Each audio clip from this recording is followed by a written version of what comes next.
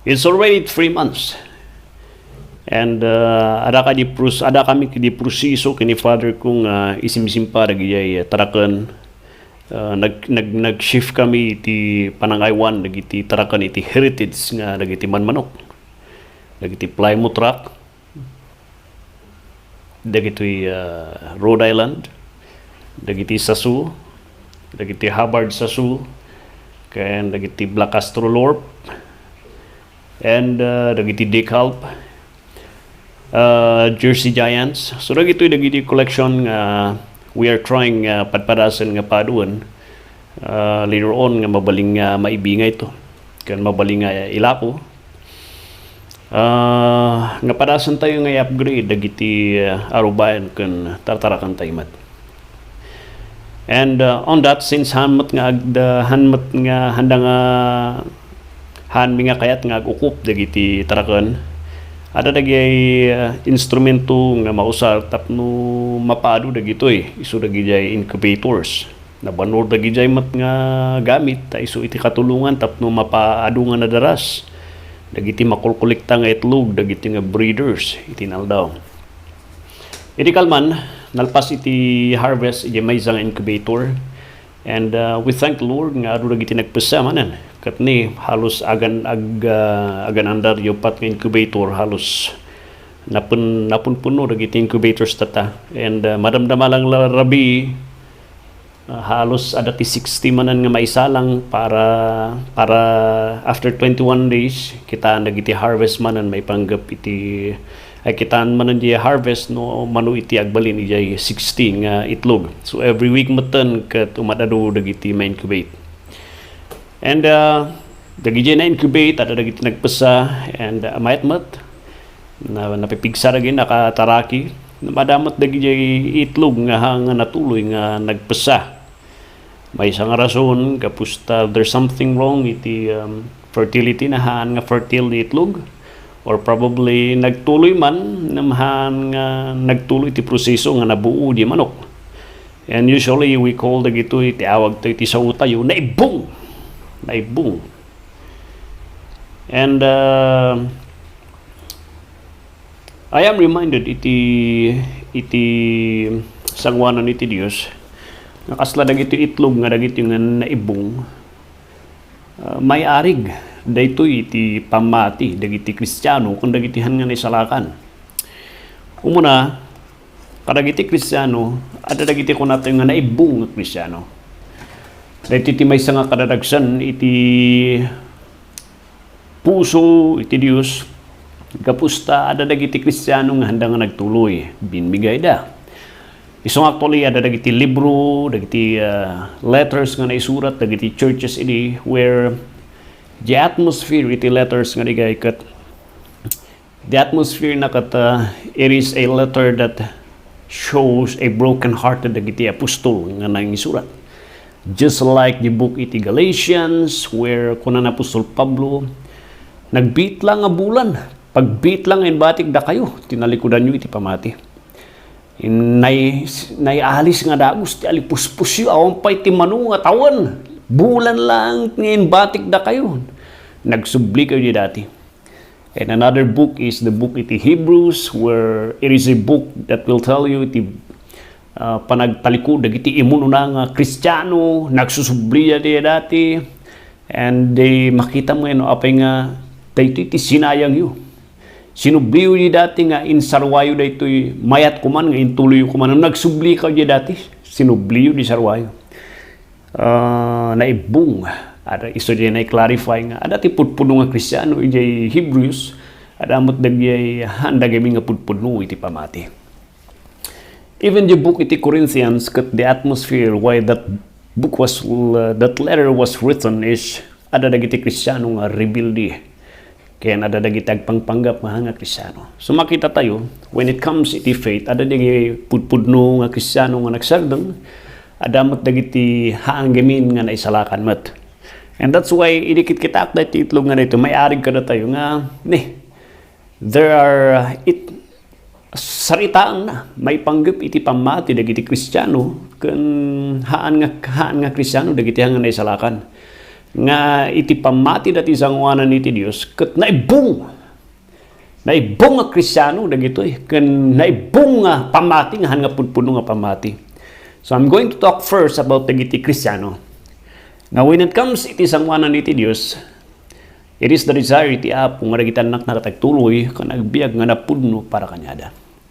Nasikap iti demonyo nga sa kayat na nga pasarnengan dagiti anak ti Dios amo na nga isula ang timabaling aramiden na. Amo na nga hanang nga matakaw ti panakaisalakan dagiti Kristiyano. Amo na nga hanan nga mapakibyangan ti biag agnanayon dagiti Kristiyano. They were already sealed iti Santo Espiritu and eternal life iti Dios. So the only thing that the devil could do is to stop them from moving on in their faith. And that illustration tayo nga agbalinda lang naibong nga Kristiyano. Iti book iti 1 Timothy chapter 1 verse 18, dayto iti concern ni Apostol Pablo kini Timoteo. Kuna ni Timothy, tadadagsen ni Apostol Pablo kini Timothy and even the church ti Ephesus nga paspastoran ni Timothy ket di agbalinda lang nga naibong nga all the effort nga inted ni Apostol Pablo nga nagserbi di Ephesus kan panang bagbagan kini Timothy ket agbalin lang nga sayang later on. Kuna na Apostol Pablo verse 18, this charge, dayti nga mandato, ited ko kanyam, anak ko nga Timothy, kat nasawan spiritual son, anak na ti pamati nga indalan na iti Apo. According to the prophecies which pointed to you, that thou by them mightest war a good warfare. According to the gift that God hath given you, as a pastor, as a preacher, and teacher of the word, you do the best that you can to stand up for what is right and fight a good warfare, to be a good defender and contender in the faith. That is the number one nga karit na Apostol Pablo. He understand nga dumteng iti tiyempo nga awanton dagiti apostol. Ammo ni Apostol Pablo and madandanagan isu na nga ti mapasamak ket daytoy.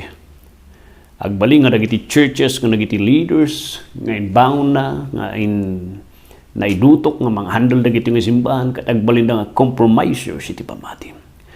Do not be a compromisers of the faith. Stand up for what is right. No anya dagi nang ngegyo nga insursuro kada kayo. Ilaban nyo diay. Patpatan nyo diay iti pamati. And kunana di verse 19, holding faith just like iti maysa nga gubatan. Han mga ibatan dati espada. Numabalbalin mga alakay iti tela, iti badum, iti gayadan iti badum. Italim ni imam, no nabanugan iti imam nga mag-grab iti espada. Italim ni imam, tapnohan nga may kat. And that is a symbol holding faith and a good conscience, kung nalinis nga konsensya. Implying, as you contend for the faith, do the best that you can to be pure. Ngawan ti dadu mga laok na ti panagserbim kan panangilaban. Haangatap nagbaling ka nga sikat. Haangatap no sikat ti may daydayaw. Nang kuna ni Apostol Pablo, nalinis ko mga iti konsensya. You are pure in your intention. You are pure in your motive. Ngawan ti dadu mga laok na nga sabidong nga personal nga interest iti trabaho. Nga ti personal mo lang nga tartargagayon kat di sabidong iti kwarta nga kahit mo lang may kanti kwarta. Kahit mo lang mapalpalakpakan iti tao. Hako mga kasay. Kuna na Apostol Pablo, holding the faith. And as you hold the faith, don't you ever forget. Hold that faith. Hold the doctrines. Hold the Word of God with a pure, clear intention. Iti panunod mo, awan ti dadu mga sabido. Haan mo nga ipalubos nga marugitan iti konsensya. Nga kasla dagiti dadu ket isuting kastada. It is the burden of Apostol Pablo nga ni Timothy ket hangag baling nga naibong iti pamati. Nga even the leaders kan Christians iti Ephesus ket hanga naibong iti pamati da. For others, they do not like and they stop moving on. Mabaling nga iti report nga dumandanon kan madisdismaya ni Timothy iti sitwasyon di Ephesus because of the problem ni church. Mabalin nga makikita kan ma-4-4C ni Apostol Pablo nga Timothy later on awan ni Apostol Pablo ket dakkel ti padas nga sanguna and he will be in big trouble, and tatapa lang, he need to give the challenge. The challenge to hold, to move on the faith, to move on, defending on the truths it is out to Diyos. With a clear conscience, with a pure intention, ngawan ti sabidong ti kalukwan kan sabali nga personal nga interest. Oh my brothers, iti Apo, that is the desire ni Apo Diyos kanyang. That you would know the truth, it is out ti Apo. That you will be a lover of the truth. You will be a seeker of the truth. You will be a contender of the truth. You will be a defender of the truth.